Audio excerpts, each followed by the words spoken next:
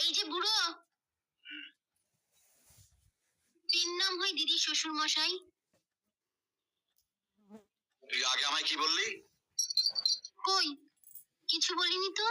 তুই ভেবেছিস আমি শুনিনি? তুই আমাকে বুড়ো বলিসনি? এই দেখো, তিন ছেলের বাপের কিরম কচি সাজার শখ, মাথায় এত বড় একটা টাক। বুড়ো বলবো না তো কি, ছোড়া বলবো? তুই এ বাড়িতে এসেছিস কেন? বুড়োর মুখে হাসি ফোটাতে। কি বললি? এতক্ষণ বলেছি, এবার দেখাচ্ছি।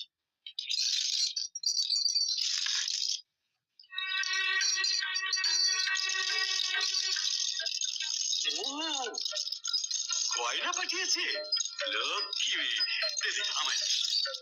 আপনাকে দেবো না ময়না দিকে পড়ার জন্য দিয়ে আসবো? তাই না, আমায় দে। ও, আপনি গলায় পড়বেন? আমাদের গায়ে মেয়েরা গয়না পড়ে, শহরে বুঝি বুড়ো খোকারাও গয়না পড়ে? আর কি কি এনেছিস আমাকে দেখা। কি হ্যাংলা শ্বশুর রে বাবা, গয়না দেখলে মেয়েরাও এমন হ্যাংলামি করে না। নিন, এটা আগে পরে নিন, তারপর কানে একটা দুল, হাতে চুড়ি, তারপর নাকটা ফুটো করে একটা নত পরিয়ে দেন। ফালতুমি না করে কি কি গয়না এনেছিস আমায় দে, আমি ওজন করি আনি। ওজন যে করাবেন, কাছাকাছি কয়লার দোকান আছে তো? কয়লার দোকানে গয়না ওজন?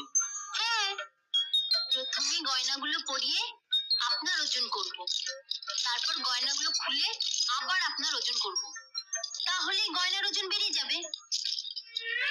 আপনার যা চেহারা, তা কয়লার দোকানে দাঁড়িপাল্লা ছাড়া ওজন করা যাবে না। দেখ পূজা, এটা তোদের গ্রাম নয়। তাই আপনি বেঁচে গেলেন, নইলে এই কাপটা দিয়ে আপনার টাকটা ফাটিয়ে দিতে হবে। তুই কাপ এনেছিস কেন?